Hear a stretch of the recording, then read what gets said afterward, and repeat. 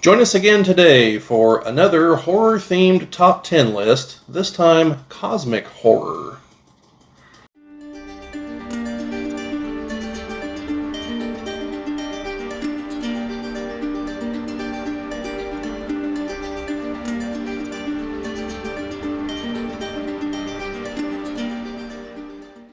Welcome back to all you who have been here before, and welcome to any new folks who have found their way here to our little corner of YouTube.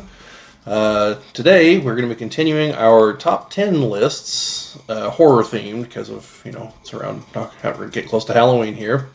Might be after Halloween by the time this gets up, who knows. But not going to stop me. I like horror movies. We're going to keep going into November. But anyway, today we're doing cosmic horror. And despite how I did the first two, I kind of realized from a showmanship angle, I should really have started at number 10 and worked my way up to number 1. Oh, no. So, yeah. The first one that I did with you, was they weren't in any particular order, but... Yeah, I mean, these aren't in any particular order, except for, like, the top couple. The ones past about number 3, they're kind of whatever, but the top couple. And so, since... I'm down with that. That's how we're going. So we're going to start at the end. Work to a crescendo. Yes. So, starting at number 10, we have The Mist. This is the adaptation of the Stephen King story. This is the movie. I'm aware there is a series, but these are top 10 movies, not series, so don't know anything about the series. But yes, now, if you haven't seen it, obviously you're probably wondering, why on earth is a movie that appears to be about killer fog on a cosmic horror movie list? And there will be spoilers as to the plots of these movies and why they're on here, so here goes. That being said, if you haven't seen these and you would have spoilers, just stop now and go watch them. Bobby will put a list of the movies in the description if you want to look at them before you watch this. Yeah, and if not that, there will be just like shorts of just the list. Because we did actually try recording some of those. Okay. I just have to see if they turned out okay. Right. So, and if not, we'll record new ones. So anyway, these are the spoiler-filled versions. So here goes. Like I said, number 10, The Mist. Thomas Jane is the main guy in Maine. Like almost all of Stephen King's stories are, I believe. So anyway, there's a big storm one night, and next morning he's got to go into town. His neighbor's kind of a jerk towards him. They've had some issues. I want to say off the top of my head, his neighbor is Andre Brower. And, so they go into town. They're in town, and all of a sudden this giant wall of what appears to be fog comes rolling in. And initially everyone's kind of like, well, that's kind of weird. And then they see people running in front of it, like their lives depended on it, because, spoiler alert, it does. And so they all hold up. So they all hold up in a grocery store, and real quickly realize that there are, in fact, creatures out in the fog. The Mist. Sorry, Fog's a different movie. And as the movie progresses, you realize this is from an experiment at a military base that has opened up a hole to another dimension. Ain't always the way. Yeah, so that's why it's here on the cosmic horror list, because it's kind of an interdimensional creatures, and they're all quite deadly, very hostile, and definitely extraterrestrial. Yeah. And as the movie progresses, they have to deal with them. But there's also that kind of George Romero zombie movie element of maybe some of the other monsters are also trapped inside here with us, and they are, in fact, the other people. And, So, let's just say, after you watch this movie, you ever find yourself in one of these situations, there's some types of people you're going to be on the lookout for to probably take out real early on before they get rolling. And, Monsters in people clothing. Yes. So, anyway, one of the things the movie's known for is it has one hell of an ending. So this is super spoilers here.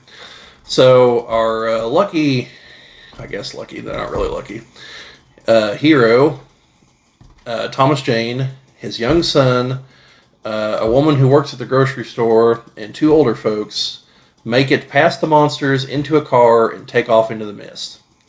As they're driving, they see that there are creatures of even far larger size than they've seen thus far. We're talking like the size of an Imperial Walker from The Empire Strikes Back, kind of big. So things have definitely gotten out of hand. And they reach a point where they run out of gas. They had a gun from the store. It was a 38, and it has 4 bullets left in it. Mm. And there are 5 people, and the adults all kind of look at each other and look at the situation, and they all kind of nod in agreement that they'd rather take the easy way out than be devoured and torn apart. So one by one, Thomas Jane takes the other 4 people out, including his son. Mm. And then, Bad day, that. yes, and then sits there and hopes and prays that he somehow miscounted as he clicks his way through the gun, knowing that it's not going to happen. Steps out of the car, starts screaming at the monsters, I'm here, come get me. You hear a bunch of monster noises in the distance. Fully expecting to be devoured at any second. And then the mist parts. The military comes rolling in with flamethrowers cooking the monsters. And a woman from way earlier in the movie who was like, come and help me, I've got to go rescue my kids, is on the back of a truck because she made it while everyone else was too scared to go do anything. So yeah. Notable because, as I understand it, Stephen King has said he actually prefers the movie ending to the book ending, because I believe in the book, from what I've been told, they just reach a hotel, sign the guest book, and make a note or something and kind of keep going, because the mist just doesn't seem to end. Whereas this one is definitely like a Twilight Zone kind of ending. And it's one that you remember. It's not... Yeah. I mean, it's a pretty traumatic scene, as you might imagine. Yeah. And then to have to live with that guilt afterwards? Yeah. Then, also of note, for those of you who watch The Walking Dead, you'll notice there are 3 actors who are in this, who are in the first couple seasons of The Walking Dead. It's the woman that plays Carol, who's still on the show, I believe. I haven't caught the last couple seasons since Rick left. And then Andrea and the older gentleman that had the RV. I can't think of his name. But anyway, the reason is because Frank Darabont directed The Mist, and then also directed the first season of The Walking Dead, and he was in charge of casting. And so he had just worked with these people on The Mist. It's like, oh, hey, got this other thing going on, and so that's how some of them wound up on The Walking Dead. So there you go, a little bit of trivia for you. Serendipity. So moving on, number 9, Invasion of the Body Snatchers. Now, there are at least 4 versions of this movie that I know of. There's the black and white one from I want to say the 50s, but it could be the 60s. That one is supposed to somewhat emulate the Red Scare, in that you wake up one morning and realize that your neighbors are really commies. Then there was the one more people probably know of, which is the one from the 70s with Donald Sutherland and Leonard Nimoy, right, and some other folks you probably recognize. I have seen that one. That one's definitely good and worthy of being on the list. Then there's a remake in the 90s. It was okay. Doesn't have quite the downer ending that the other 2 do. They do definitely stop the invasion. And then there's another remake more recently with, I believe, Daniel Craig and I want to say Nicole Kidman. That one's just called The Invasion. It's clearly the same premise, but there's some differences. The main one being that the people aren't replaced by pod people. It's a virus that, does something to their mind instead. So it still makes them, docile and non-hostile and all that. And still an alien has taken over, but the original is still alive. So in the end, whenever they do defeat the virus, the original people are still there. As the one guy puts it, for better or worse. As far as premise go, I like the 70s one. Yeah. And then, kind of honorable mention here is The Puppet Masters, which is the story that they stole the concept from originally. It had a version in the late 90s, early 2000s, also with Donald Sutherland. And it's decent too. But it's more of it's an alien creature that attaches to people and overrides their nervous system. So it's one of those, because in the original, in the older versions, they're literally pod people. People go to sleep, someone puts the pod next to them, it replicates them physically and their memories, and then the other person just shrivels up into a husk. They're dead. So now it's a pod person has replaced them. Whereas these latter 2, it's an alien creature controlling the original body. So there's hope to get the original person back. That same premise it's a series now. We're not talking about it. Series, but on Falling Skies. Yeah, I only saw bits and pieces of Falling Skies. So I watched the first couple seasons of it. I liked it. It was yeah, good. It was the same premise: the big parasite hooked onto your neck and the yeah, back of your neck, and you became docile and did whatever they said. yeah. So that's Invasion of the Body Snatchers for you. So then going on to number 8 is the movie Life Force. Now this movie could have wound up on like 4 different lists that I've got made here because this movie involves aliens, vampires, zombies, and an apocalyptic showdown in London, Okay. and things hiding in a comet. I forgot about that. So yeah, this movie is crazy, to put it bluntly. Basically, the government, I assume the U.S., but they're in cooperation with the British government, discover an object inside the tail of Halley's Comet. And so they go to investigate. The object turns out to be quite large, like several hundred miles long, and clearly it's made. It's not a rock. It's a ship. And so they go on board to investigate. They find a bunch of dead bat-like creatures, and then find what appear to be a human man and 2 women in these like crystal containers, and they take them back aboard the space shuttle. At which point, the folks on the space shuttle begin dying one by one. And You never bring nothing back to the shuttle. It comes down to one guy, and then the movie kind of jumps quite a bit, and we find out once we catch back up with the guy that he figured out that they were some kind of energy vampires, and they were using him, but they were killing the rest of the crew. So once it's down to just him, he set fire to the shuttle, like opened up the oxygen valves and left something that was going to spark once he popped the escape hatch. So a second shuttle comes, finds them. The inside's burned out, but the crystal containers are still intact with the bodies inside of the people from the ship, not the shuttle. So they bring them down to Earth. And Genius. And into England. And so the woman comes to life and drains the doctor of his life force and walks away. The doctor reanimates shortly thereafter, but his body's like a shriveled husk, but he grabs a hold of someone and sucks the life force out of them, which revivifies his body, but leaves the other as a husk. I see a pattern developing. Yeah, and as the movie progresses, there's one of the gentlemen who begins to piece together that these creatures are the basis for vampire myths on Earth, and they've been to Earth before.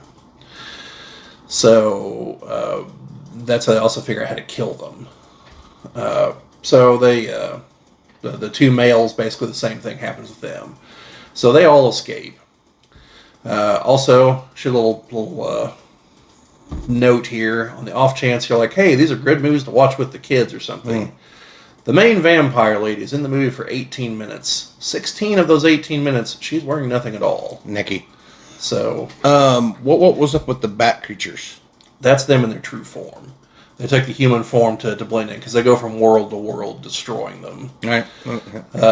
So, ultimately, it ends in a massive showdown in London where, like, the populace is slowly being turned into zombies. They never explain that part because they don't look like the dried up husks originally that we saw earlier in the movie.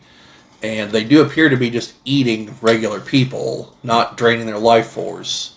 So there's no explanation for why there are a bunch of zombies in London, but there are. You can't account for weird space viruses. And so the one male vampire that's left is literally like a ball of energy going around the city, just sucking the life out of people and blowing up buildings, while the main female vampire is underneath one of the churches there, and like all the energy is going into her, and she's the conduit for it going back to the ship, because the ship has come out of Halley's Comet and taken up a geosynchronous orbit over London, and it's being fueled by the souls of everyone that's being sucked dry. So then it's up to the guy from British intelligence to go deal with all this, and the guy that was on the shuttle, he's like in love with the female vampire. Well, why wouldn't you be? Because she like gave him some of her life force, so now he's kind of becoming one of them, I think is the implication we're supposed to get from it all. And so in the end, she wants him to come back because she wants the last piece of herself back. But also, I think she plans on taking him with her. So, Did it ever say why the bat things were dead?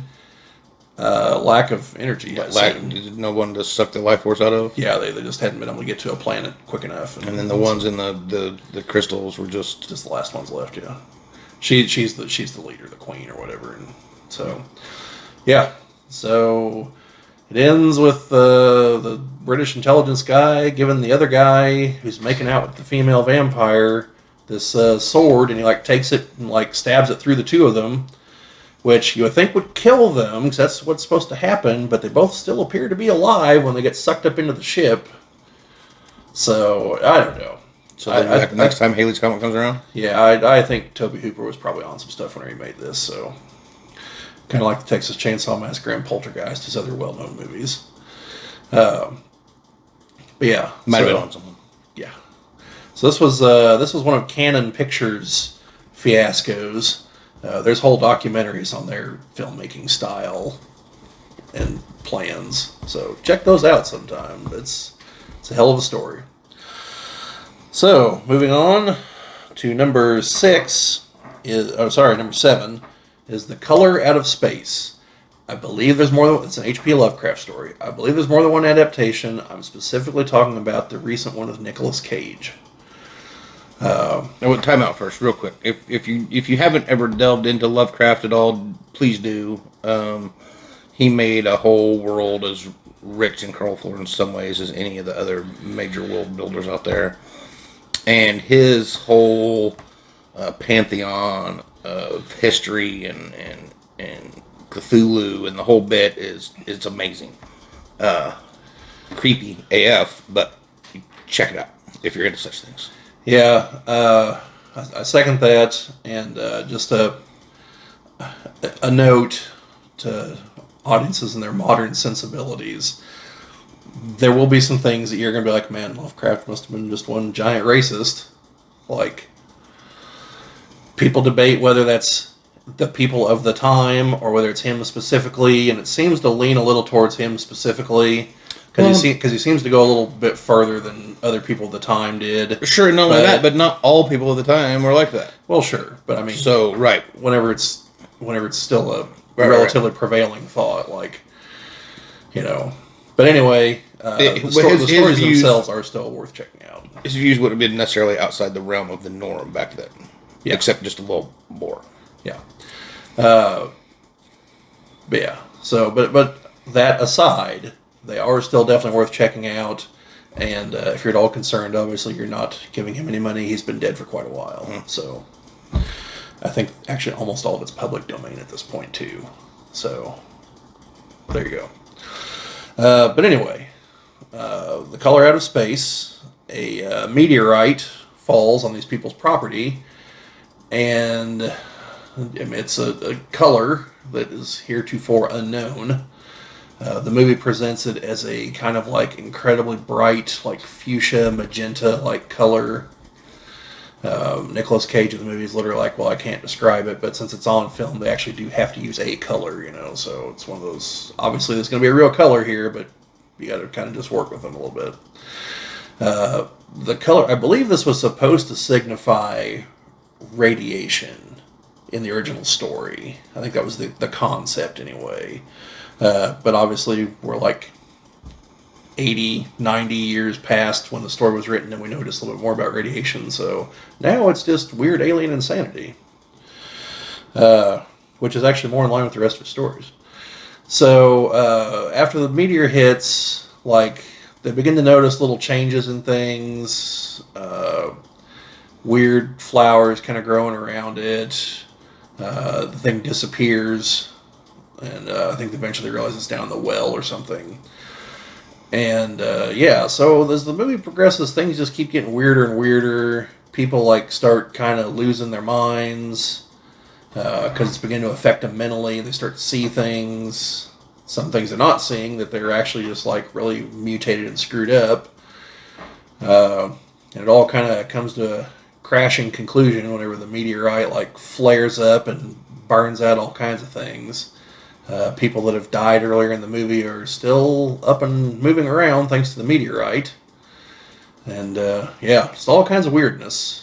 the guy that survives gets a little shot of the home world of this thing, and it's definitely nothing but like slithering insanity and tentacles writhing everywhere. And If you're not familiar with the Lovecraft, just to get an idea of the kind of creatures that might inhabit such a place, think if you've seen the Lord of the Rings, when the party are getting ready to enter Khazad-dûm, the Watcher, the Watcher that's in the pond outside of Khazad-dûm that tries to snatch Frodo by the ankle is very Lovecrafty. yeah. So, yeah, and it's got little shout outs to other little Lovecraft things in it. The guy that's there kind of checking everything out, doing a land survey because they're going to be building a dam and flooding the area. He's from Miskatonic University, which is like the university that gets mentioned every time in his books. I'm sure that his book probably has a copy of the Necronomicon somewhere in the Forbidden Library and things like that.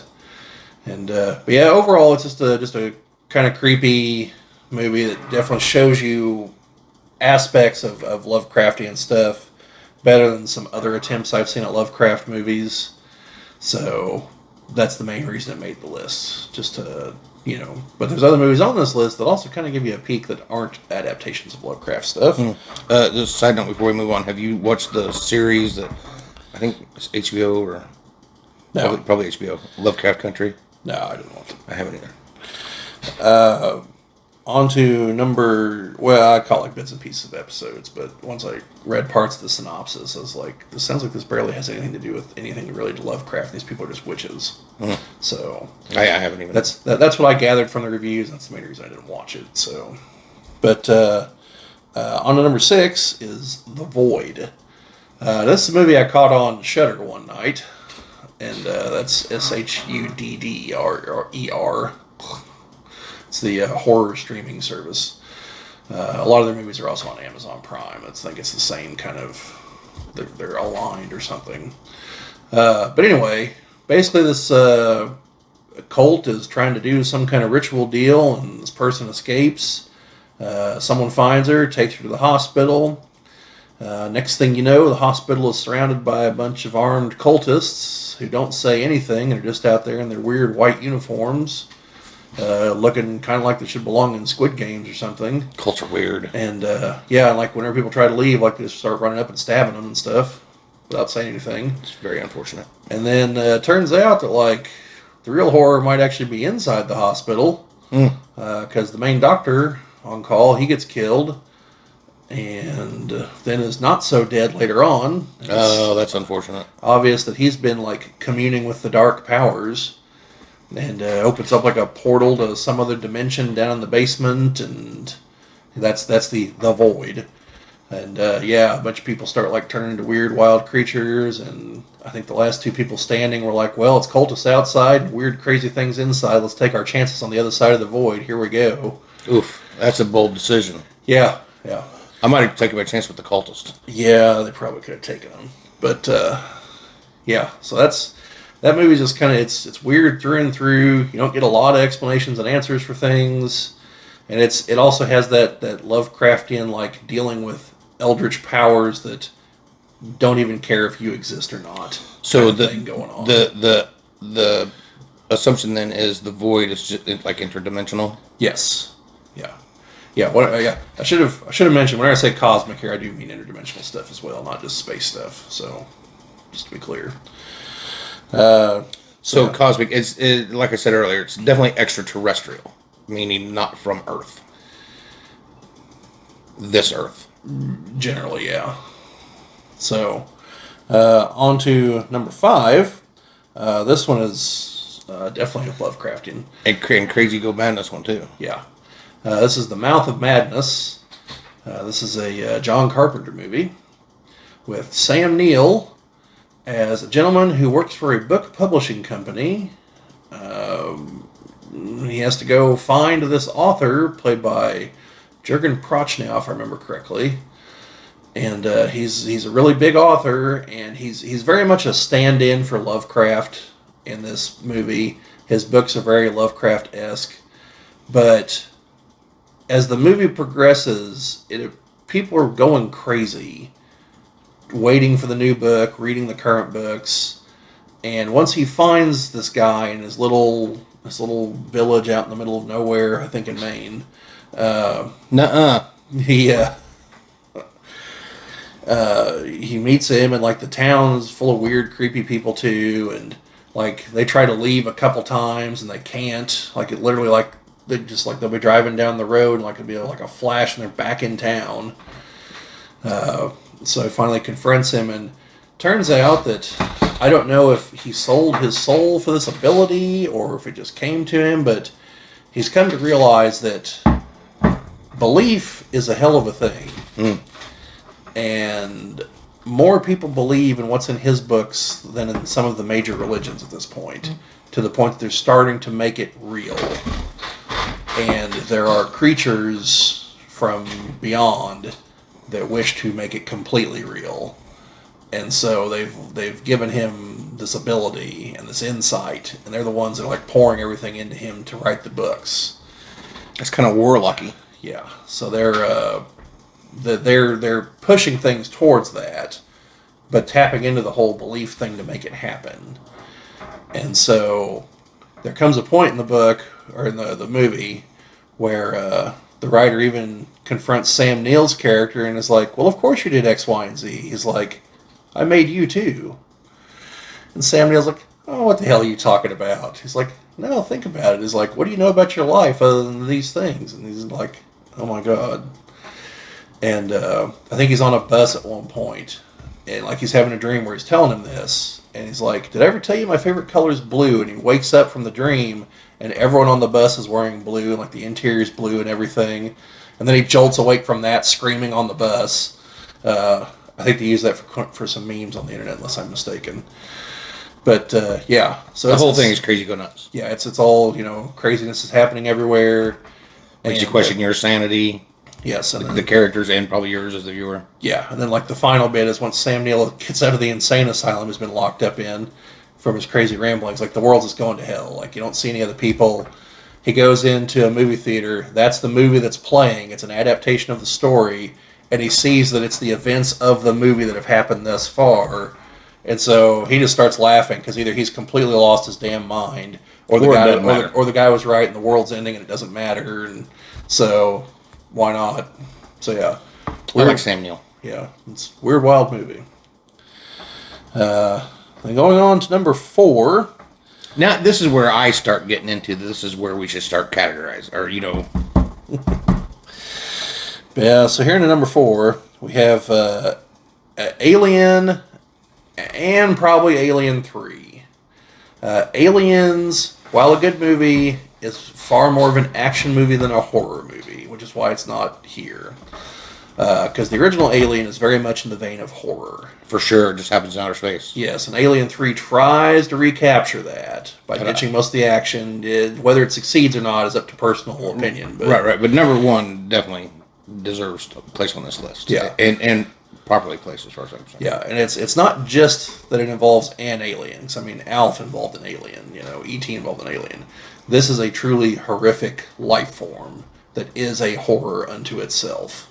That's why it's here over, many other types of alien life forms. Xenomorph is a Geiger just went nuts and made a iconic monster. Yeah, designed by H.R. Geiger. Giger. Either way.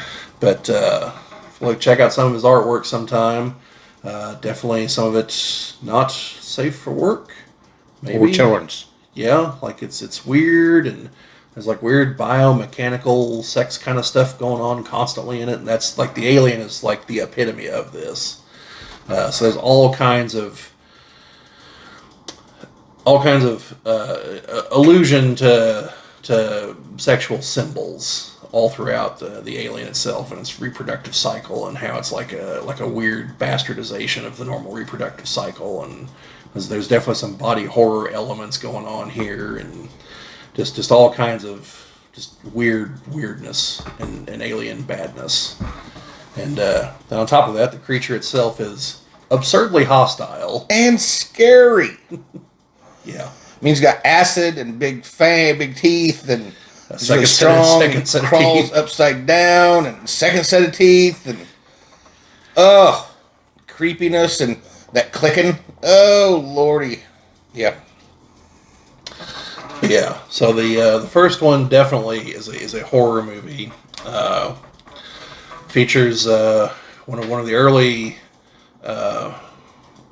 better known female protagonists in sci-fi, who then in the sequel goes on to become one of the earliest female action heroes.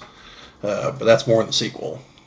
So, And kudos to her. yeah, and oddly, the part wasn't actually written for a woman. It was gender neutral, and then they cast Sigourney Weaver, so shaped the little bits around that. Sure, well, that worked. They did well. And yeah, and the It movie worked out great. Yeah, and the movie doesn't treat her differently, other than maybe one or two scenes, and you could also read those as the main. There's one main one where there's the two engineers. She's like, hey, what the hell's taking so long? Like, I'm coming down. They're like, oh, she's coming down here. Which could also be read as, oh, the boss is coming down here. It's not necessarily a sexist comment. Right. But I mean, it can be taken either way. But they didn't say the boss. They said she. Well, right. Just Right. woman. No, I get it. I'm just saying that's how you could take it that way. Yeah. So it's, and that's really the only part I can think of that alludes to, any kind of gender-based thing. It seems like in the future we've moved past all that, I guess, somehow. I do notice a theme of like unisex showers in the future. Yeah. Like, what's the ones with the Starship Troopers? Yeah. Although that's Expanse. Although that's purely for the movie. For Oh, Starship right. Troopers. Yeah, I know. Because well, you've read the book. It's an all-male core in the book. Right. But yeah. That does seem to be a thing, though. Yeah. And it is an Alien Covenant. Mm-hmm. So. Yeah. And then The Expanse, which is not a movie, but it's a long-running Amazon Prime series. Yes. Just as a sci-fi note, for those of you who haven't seen it, The Expanse is well worth checking out. It's one of the better sci-fi series that's ever been made. Yeah. On a couple levels. A lot of politicking, a lot of attempt at maintaining real world physics. Mm-hmm. There's also some suspense and thriller action going on. Yeah, definitely worth checking out. But yeah, so Alien and Alien 3, it's basically trying to deal with an insanely hostile alien organism that has a very nasty reproductive cycle. So yeah, then like I said, Aliens is more of an action movie. Alien Resurrection is a movie that exists. It's not a terrible movie. It went back more towards the action, but it's not great. So, and then there's the other two, Prometheus and Alien Covenant. I would almost put them on this list because they do move kind of back towards the horror angle. Definitely the what was the one the one you saw? Prometheus was the first Prometheus. one. Yeah. All right. Definitely more towards that, and it gets more of the back into the cosmic, the unknowable aliens that are doing things, and for reasons that's well beyond our comprehension. Yeah. So those two are worth checking out. And there's also like the Alien versus Predator ones, but they are not. Yeah, those are straight up action. And goofy as hell as far as I'm concerned. I thought the second one was a lot better than the first one. I guess I didn't watch that. But yeah, so as for the two prequels, I personally do think I'm hoping that somehow Ridley Scott is able to make the other two movies he wants to make. One is to round out the trilogy of the prequels, and then there's the one that's supposed to connect everything. Tie everything together. And that would be great. And even if he's forced to just do one, okay, great. Just please. I would like to have both. Please, folks at Disney who now own Fox, who now own all that, please make that happen. Also, thanks for watching. Yeah, if you happen to have seen that. Also, I do think it's kind of a shame that he initially, from what I understand, wanted to take some elements of Prometheus and just kind of go with them. But I would like that a lot. But they were like, nah, the alien's the popular thing. Get back in your lane, Ridley. And so that's why we wound up with Covenant and not whatever we could have Wouldn't it be great had. if he busted out with just like a low budget indie film of branching off from Prometheus? That would be awesome. Yeah. I could do without all the high dollar CGI stuff if he gave me the story. Yeah. So Ridley, Yes. hook that up. I think is it Sir Ridley now? I don't know if he got Sir. Oh, I don't well, remember if he did or not. So. well, you're a sir to be sir. But yeah. So, Again, thanks for watching. So anyway, moving on to number 3, and this will be Phantasm. Which doesn't really strike you as a necessarily cosmic horror thing right off the bat, but Yeah, you wouldn't think it is until you find out that, oh wait, the tall man and all this stuff is interdimensional craziness, huh? Okay. Which you find out like the last 10 minutes of the first movie. Somewhere. oh my golly, up until then, Yeah. what a ride! Yeah, it's a nice creepy movie. They got the tall man, Angus Scrim. That's his actual name. Who, if I remember correctly, from an episode of one of Joe Bob's drive-in shows, Joe Bob. he's not actually as tall as he looks. They intentionally got him like smaller clothes to make him look taller, and even on top of that, he's not super tall to begin with. Really? Yeah, like he's like he's over 6 foot, but I mean he's not like 6'10" or something like. Well, they did some good work with it. Yeah, It's almost like, hobbits and Gandalfs and whatnots, and the juxtaposition, and you know what I mean. Yeah, the force perspective. and I could be mistaken on that, but I know that he's not as tall as he appears. He seems pretty long and lean. Because I know Joe Bob's like 6'3", 6'4", somewhere there, and I think he compared himself to him, and I was wanting to say he's taller than him, but I it's a half-remembered episode from a show I saw 25 years ago, so I should really look that up before I babble on to our 100-plus subscribers. 105 this morning when I finished that Critical Role thing. But anyway, so he plays an undertaker, at least that's what he appears to be, and they're like taking bodies and throwing them into the void to their hell dimension where they're crushed into little alien dwarf things that then come back and work for him over here, and he has these metallic death spheres flying around that drill into people's skulls and kill them. And those are kind of nasty. Yeah. And so you got a bunch of weirdness going on in the movie. Then there's some other just like random weird elements that are mainly in the first one. Like the main kid, Mike, goes to visit a fortune teller and like hands her the money, and like the money's sitting there on the table and it just like disappears. Like, I don't know if we're supposed to believe she actually has magic powers or what the story there is. We never really get much of a follow-up on that till part 4, where they kind of try to tie everything back together. Where it turns out that the tall man was a regular guy on Earth, back in like the 1800s. And he figured out the secret to traveling to other dimensions. And so he went to that dimension. And then they cloned him, copied him, corrupted him, whatever. And then the tall man is what emerged again. The alien presence. And his wife is an old lady who looks just like the fortune teller. So I'm assuming that's her. The 1800s one. So yeah, I'm assuming. These movies do not give you a lot of answers. There's a lot of questions, not many answers. Like, why did the sequel get made by a different studio? So that anytime any company runs like the Phantasm movies, they have to skip 2 and jump straight to 3. That's awful. Yeah. And, which is kind of sucks because you kind of need to know what happened in part 2. Mm-hmm. There is a recap at the beginning of part 3. But, so it's kind of weird. There is a part 5, which was the last one made because Angus Scrim has passed away since then, so they're probably not going to make any others. Plus, I imagine Don Coscarelli, I believe is how you pronounce his last name, the director and writer, is getting up there as well because the first one came out in the 70s. That one I thought was okay, but it was definitely like a straight-to-DVD, massive over-reliance on green screen CGI backgrounds. You're talking about 5. Part 5. And introducing new characters that take up way too much screen time when they have all the other old actors in the movie. So, I don't know. I personally didn't care for the new characters either. I thought they were stupid. But it was nice to see the woman who survived part 3 and just kind of leaves never to be seen again. To see her just show up again, it was nice to see that she's still alive. So that's something we don't get in these movies a lot. But part 4 is kind of here's the explanation such as it is movie that tries to explain 1, 2, and 3. I haven't seen it. Does it do it?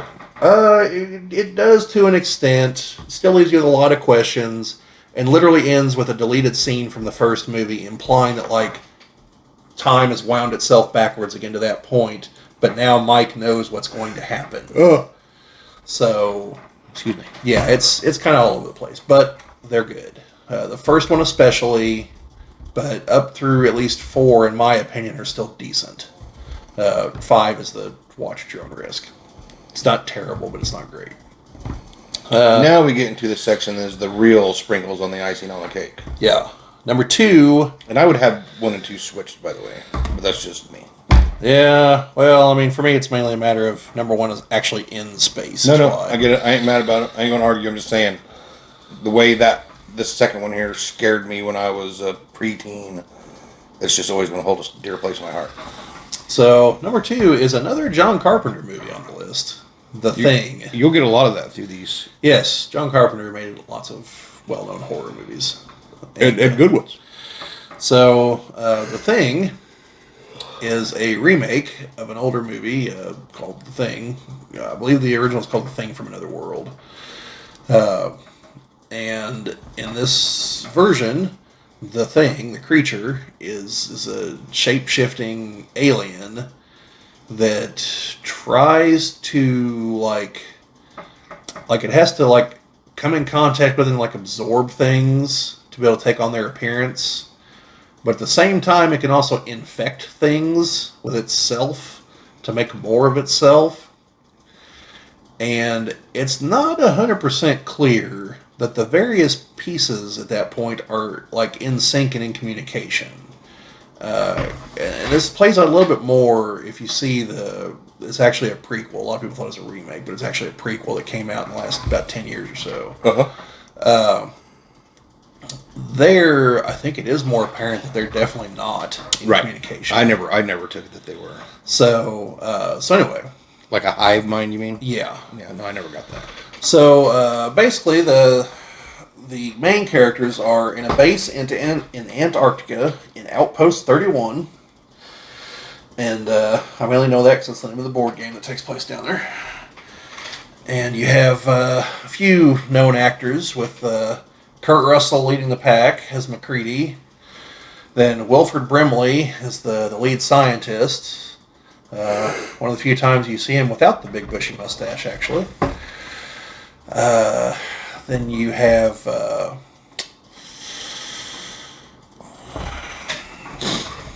can't think off the top of my head. Yeah, I'm trying to think of the guy that's the base commander. He plays the president in the movie Clear and Present Danger. It's not. I don't think it's James. It's not James Cromwell, but he kind of looks like him. But anyway, also Keith David is in it.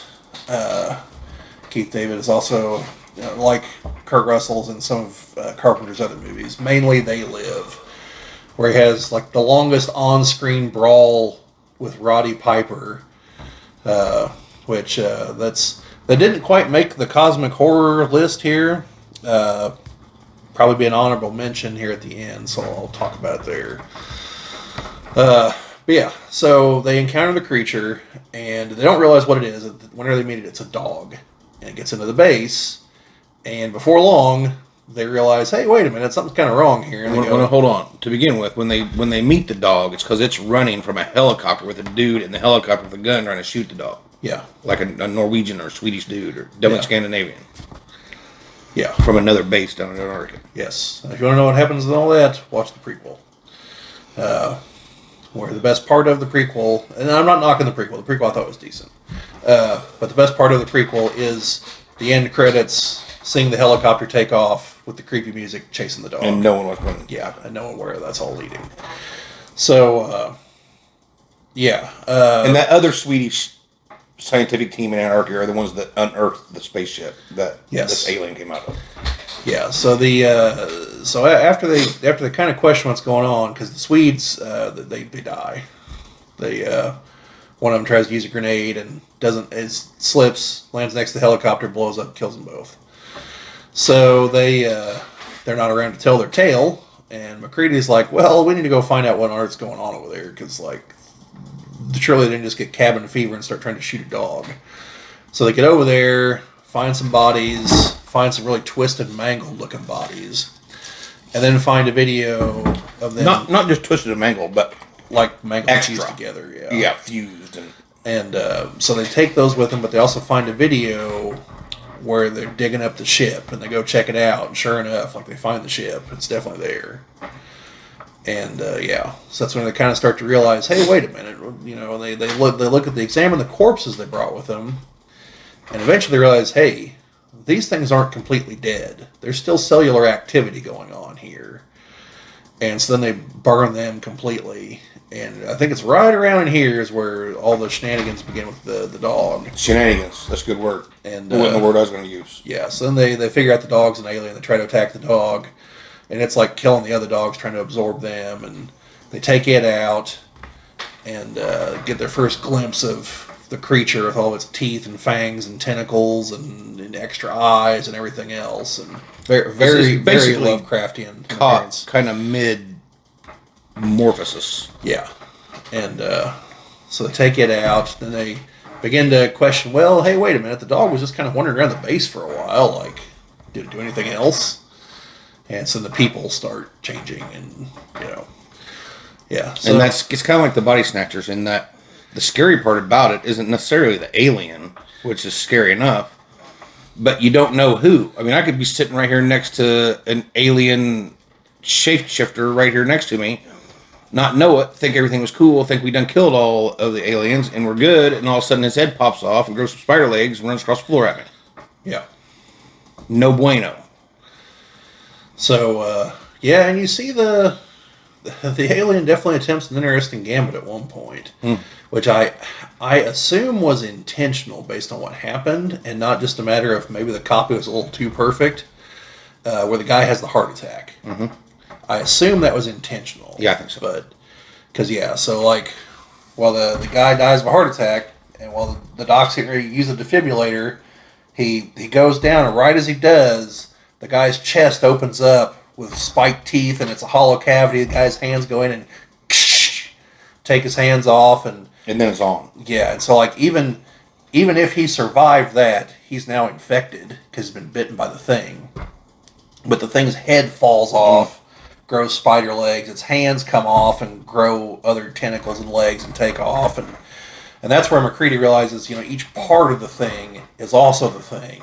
Was and that they come up with the blood test? Did he have the heart attack when they were testing everybody with like the hot wire in the blood? It was before that, because that's where they got the idea.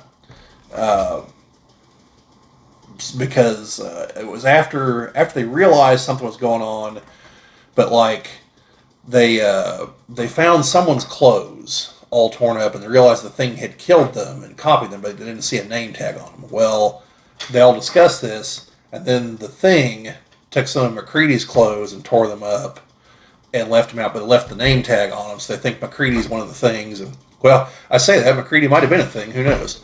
Well, they didn't tell us that for sure at the end. Yeah, like I don't think he was. But he was alive at the end. Like if he was, he had a hell of a plan. Kill everyone else. But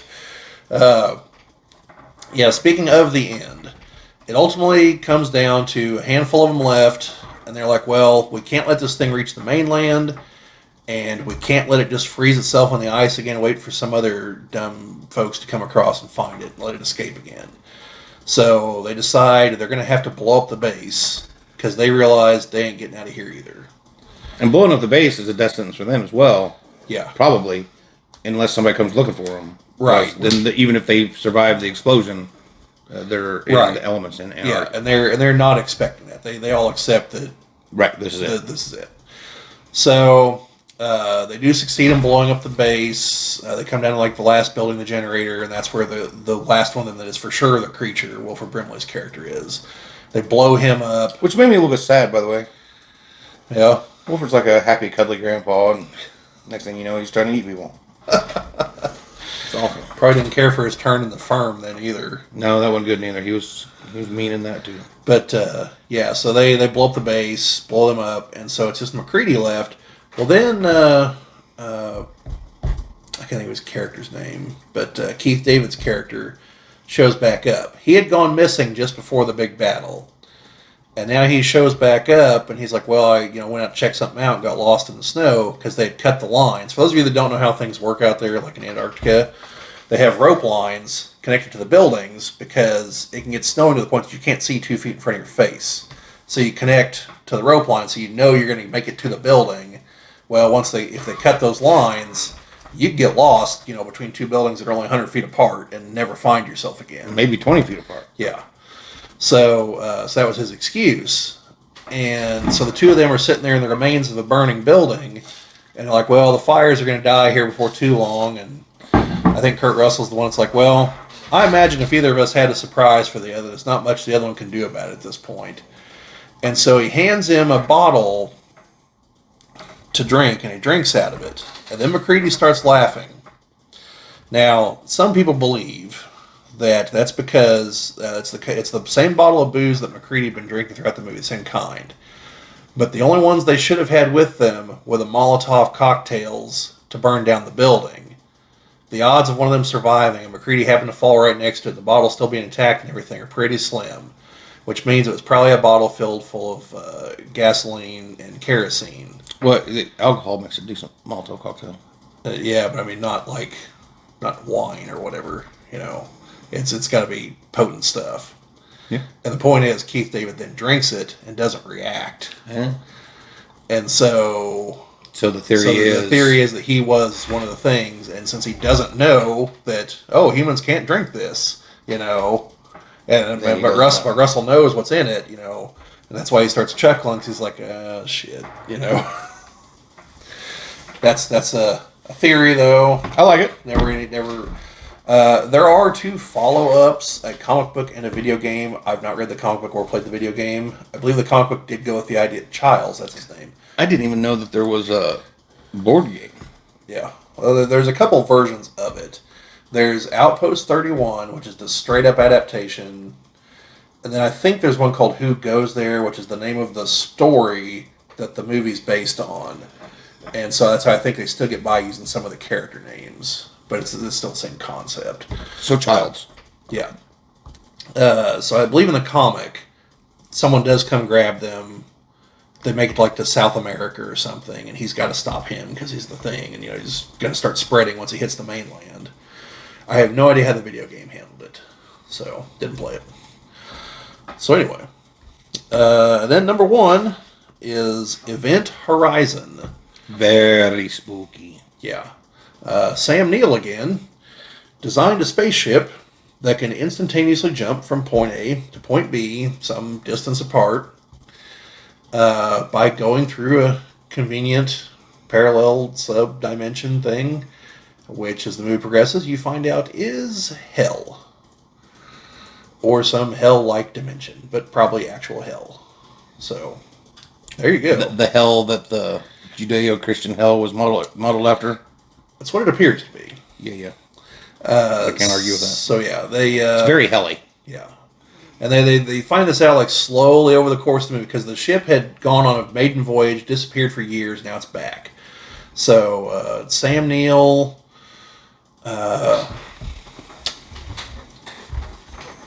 Lawrence Fishburne, yeah, Morpheus is what I was coming up with, and I know it wasn't Morpheus in this.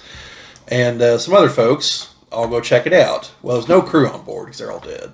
But eventually in hell, anyway. Yeah, they eventually are able to get the garbled video to ungarble, and I think they all kind of wish it would have stayed garbled, because there's some nasty shit on there of the crew going crazy and tearing themselves apart and losing their damn minds. So as one does in hell. Yeah, so they decide, hey, we should totally blow up this ship. This thing is cursed. This is a bad idea. Let's just abandon this completely. And Sam Neill's like, yeah, I don't think so. This is my baby. We're not doing that. And he's wrong, by the way. So he loses his eyes to something, then gets sucked out into space and dies. And then the ship brings him back to life. And now he's he's got his eyes back, but he's all scar covered. It's ugly. He's all hope you folks are ready for a trip to, may as well be the inside of the puzzle box in Hellraiser, because that's where we're going. And they're yeah, we'd really rather not. I don't need that whole you pleasure through pain thing. I don't. Yeah, I don't even think there's the attempt at pleasure on this one. I think this is just purely this is going to hurt for eternity. Yeah, I don't even mind if something hurts for a minute. You know what I mean? That's part of it, I think. But I mean, I don't want nothing to hurt till next Tuesday. You know what I mean? I mean, eternity's a long time, yo. Yeah. So yeah, and it's and some people online joke and say that this is the precursor to the Warhammer 40K universe Really? because in Warhammer 40K to travel through the warp, you're potentially exposing the warp's filled full of demons, and you're potentially exposing yourself to them. You have to put on the Like to be being eaten by them or being possessed by them or both? Yes. Okay. So that's why the Imperial ships have what's called a Geller field, which keeps them safe, whereas the Orcs don't, because the Orcs are just like, bring it. So, yeah, the Orcs live for war in that game. But, yeah, so... I'm all about a Geller field. What's that? I'm all about the Geller field. Yeah. So this is, so like I said, they view this as the first incursion into the warp, and the results, the people just weren't ready for it. But anyway, yeah, it's a really creepy movie. Very spooky. It has one of those, like, maybe they didn't make it out kind of implications at the end, too. Although I think we're supposed to believe at least the woman did. Because I know Fishburne didn't. Because he stayed behind and hit the button to blow it all up. Yeah. But she wakes up on the emergency ship and, like, the guy goes, oh, it's okay, and opens up his helmet. It's Sam Neill with the scars and everything. Like, ha-ha! You know, one of those kind of moments. With the implication being that she cray-cray, I think. Yeah, it could be. And she's going to go back to Earth and just be cray-cray there. But, yeah. So, that's that. Two honorable mentions. One, despite the name, is not actually as comedic as you would think it is. Killer Clowns from Outer Space. And it's what you think it is. It's like a ship arrives on Earth, looks like a giant big top tent, and it's full of like grotesquely oversized with like fang kind of teeth and stuff, and just like horrible features, clowns with kind of clown weaponry. And you all float down there. Yeah, this is like once they go into the town and start killing people, you see one of them goes up to some people at a bus stop, and he usually like makes like a shadow puppet, and eventually makes like a big like T-Rex kind of thing and eats the people with the shadow puppet. Which if you're going to go, I mean, I want to go something cool like that. I mean, I don't want to get head on in a car crash or die in my sleep. I want a shadow puppet dinosaur to eat me. Well, you got that. You've got this one. There's a bunch of bikers, and this one rides up on its little like little pedal 2-wheel bike, and so one of the bikers is like, "Oh, is that your little bike? Can I see it?" And the clown's like, "No." But the biker just grabs it and like smashes it and throws it in the dumpster. It's like, "Oh, I'm sorry." And so then the clown's like, put up your dukes, like get some boxing gloves on. And the guy's like 6'6" or something. He's like, all right, let's do this. And the clown, one hit, just knocks his head right off. Clean off. And everyone else is like, oh my God. Takes off running, obviously. But yeah, so what they're doing is, their main deal is they have these guns that basically turn people into a big bag of cotton candy. A dead bag of cotton candy. And then they slurp the blood and whatnot out later on with obviously a big squirrely straw because, clowns. So yeah, they are, they eat people and kill people through various means, and they're just evil all across the board. And if you don't like clowns to begin with, do not watch this movie. Yeah. And then the way to kill them is to pop their giant clown nose, which causes them to like spin around and explode. And it'll get on you. Yeah, and that's in fact how they destroy the ship in the end, because there's one giant clown on board that I don't know if he's like the king or their version of the Juggernaut or what, but yeah, he gets this cop in his grip, he's getting ready, and the cop like tears his badge off and pops his nose, and whenever he blows up, takes the whole ship with him. And yeah, can't really say who's in the movie, because it's not many people I recognize. The best thing about the whole deal is the spaceship that looks like a big top tent. I mean... Yeah, and I mean, like, they're totally committed to the whole clown thing. Like whenever they, like, some people get on board, and they fire a gun with popcorn, and the popcorn follows them and, like, adheres to their clothing, and later on becomes, like, tiny clowns that try to attack them, kind of things. And they come out of the ship trying to follow the humans, and they make balloon bloodhound dogs to go chasing after them. I mean, It's completely ridiculous. yes. And also gory and Yes. the things about... And it's getting a video game here in the very near future, apparently. And some action figures just came out for this. I can see how video game... Movies from like 1988 or something. And just now catching on. So get in on the ground floor. Or as the new ground floor, I should say. And then the other was the one I mentioned, They Live. I guess it's a horror movie. Some implications of it are horrific. You ever see it? No. Okay, so in They Live, Roddy Piper, this is another John Carpenter movie. Roddy Piper plays... When it's like in the city, like in L.A. or something? Yeah. Okay, I've seen part of it. He plays like a drifter wanderer, becomes like a construction worker, and like just randomly gets attacked by cops and stuff at various points. And eventually goes to this meeting, and this guy's like handing out sunglasses. And the sunglasses are to let people see what's really going on, because it turns out Earth's being controlled by aliens. And there are certain humans that are going along with it to become rich. And they've now become just like some cog in the galactic economy and don't even know it yet. So like he goes down like a main street, like puts the sunglasses on, and all the billboards, instead of the big colorful pictures, just have like a statement that's like a subliminal message buried in them. You know, like one, I don't know, I think it's like a woman in a bikini, and so once he sees the message is like procreate, you know, and you know, consume, and you know, he picks up a dollar bill and it says, "This is your God," you know, things like that. And so it's based on reality. Yeah, so you can see now you can see it like in black, it becomes like black and white. And you can see like the various like radio towers and everything that are transmitting the signal to blind everyone to it. But then he also happens to notice that some of the people look like skeletal things with just muscle tissue over them. And say, "Oh, hey, you're not human."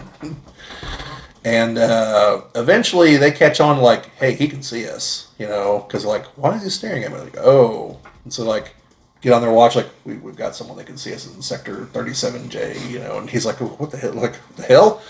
So he has to bolt, and eventually comes across Keith David's character, and because he knew him from some of the construction stuff, and tries to convince him to put on the sunglasses, and Keith David's character is just a complete obstinate ass about it, and so it comes down to this back alley fight that's like a good 10 minutes long. Just put on the sunglasses! And literally, it was like John Carpenter's like, "You guys are both kind of big guys, you know. You've been in some action movies, Keith. You're a wrestler, Roddy Piper. Like, just throw each other around. Just go at it for a bit." They're like, all right. So the fight kind of goes. It goes. Then one of them lands a real punch, and it's like it's on. And so yeah, the fight goes, like I said, like a good 7-10 minutes. I think it is one of the longest fights on screen, and it is the two of them just knocking the hell out of each other by the end of it.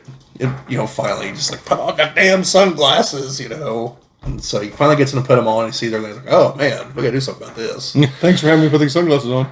Yeah, and so yeah, he's got a lot of well-known lines. I think the most well-known is the "I have come to kick ass and chew bubblegum, and I'm all out of bubblegum." And yeah, so it ends with them going to the main news channel, and there's this bum that they'd met earlier in the movie. And he's like, "Oh, hey, you guys," you know, seeing him there, but now he's in a tuxedo with a cigar and everything. And he's like, "Oh, hell, didn't know you boys were in on all this." And yeah, it's amazing what they've got going on here. And they go to this one room, and he's like, "Well, I'll catch you boys later," and steps on something, just bzzz, turns into a beam of light, fires off into space, and you're like, "What the hell was that?" So yeah, so he's trying to get in there. They're trying to get in there to stop the signal. And so that people can see what happens. Yeah. And he does. He gets shot. But as he's dying, he falls onto the dish, and he's got some of the sunglasses or something. And so whenever he hits the dish, the signal's filtered through that. And so it screws up the signal every place else. And so you see people all over the earth all of a sudden see the aliens next to him like, what the hell is going on here? You know? So yeah. Yeah, it's very, very worthwhile. Again, don't know so much if it's a horror movie, you know, more of the horror of what's going on, but worth checking out. I too have one honorable mention that we don't have to spend a lot of time on. I just think it's important in the whole genre, and that is the 70s or 80s version of The Blob. Oh, the remake? Yeah. Not the Steve McQueen? Right. Gotcha. Just because of the implication of that as well. You know, meteorite falls in the field, farmer goes and pokes with a stick, stuff gets on the stick, stuff gets on the farmer. Before you know it, bedlam. Yeah. And I think that's a good lesson. You know, don't go poking stuff with sticks. In general, I don't care if it's a repressed memory, whatever it is. Don't go poking it with a stick. Words to live by. Just don't go poking it with a stick. Poke it with something else. Just ask it gently, whatever. No poking. Yeah, I will. So remember, like, comment, share, subscribe to things, make the algorithm do the dance. And obviously it's working. We do have a couple people that comment regularly. Thank you for that, by the way. In particular, I've had some back and forth with, good back and forth with Charbroil Beefcake. Yeah. Yeah. He's comments quite a bit. And right. Thank you very much for that. Constructive comments. We Absolutely, 100%, and appreciate that, and keep that coming, and get some more of you. I'll give you an example. I did a video a couple weeks ago, or something, where we were, or last week, whenever it was, we were talking about a new class that I've been working on, and he said, you know, I did something like this similar back in the day, called it a sage. I hadn't thought of sage. I was thinking academic, scholar, whatever. And sage was perfect. So we're going to go with that. So thank you very much for that. But the rest of you, do the same. On anything, on any of the videos, any of the topics. Just say hi. Add something that we missed. Correct a mistake we made. Tell us how pretty we are, whatever it is. And we appreciate that. I do believe at least one person said that that they think Chad's the prettiest. That would have been him. Yeah, that was Charbroil. Yeah. Okay. And I couldn't argue with him. I commented that he was definitely right about that. It's like beauty's in the eye of the beholder. Right? Well, that's... Chad, I think you're a beautiful human being. And a beautiful man. I still think I'm prettier, but that's neither here nor there. I'm not going to argue with Charbroil about it. It's his opinion, and one that's valued. But yeah, and also, you know, if there's things we're doing that, you know, you're not a big fan of, you know, I prefer you do it constructively, but obviously I can't stop you otherwise. Sure. You know, but if you have constructive criticism, like, you know, we do notice, we do read it. So, 100%. Unlike the person that has gone through and I have no idea who, because I don't see these, a few of our videos have a few thumbs down, but no negative comments. I have no idea what they disliked about them. It would be handy if with the thumbs down came an explanation of what you didn't like, so that we could look at it, review it, decide whether or not we agree, and if we need to make any changes, and do so if need be. Yeah, I mean, the one that has the most is the one I expect, since our one that has the most views, the Alpha Strike unboxing video. That's just a numbers game there, right? You know, but it'd be nice if, is it a matter of the presentation? That not like Alpha Strike, not like BattleTech? You know, those things we can't control. Did they not think Chad was pretty? You know, what was the thumbs down about? We can't fix it if we don't know. Yeah, is the video too long? Do I have a droning monotone voice? I mean, we can fix some of those things. I can't fix that last one. Unless I sit here with helium balloons or something. No, let's not do that. And then, no, we're not going to do that. I'm just saying that. Maybe for one video, just for the fun of it. But. All right, well, we're going to go. We've been on here too long. Peace out. Thank you. Come back again. All right.